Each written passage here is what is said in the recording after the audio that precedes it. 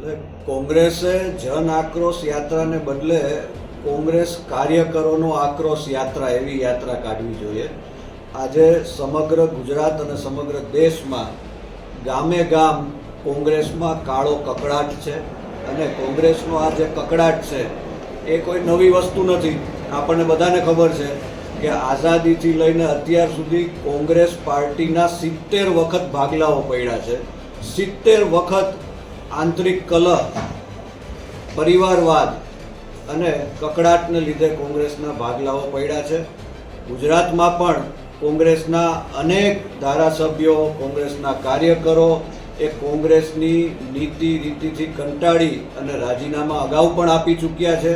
એટલે પાટણના કોંગ્રેસના ધારાસભ્ય કિરીટ પટેલ એ રાજીનામું આપે એ કંઈ નવી વાત નથી. કારણ કે કોંગ્રેસ છે એ ડૂબતી નૈયા છે અને ડૂબતી નૈયામાંથી બધા જ્યારે પણ તક મળે ત્યારે કૂદકો મારી અને એમાંથી બહાર નીકળે. એટલે કોંગ્રેસ છે એ ધીરે ધીરે નેસ્ત નાબૂદ થવાની દિશામાં છે.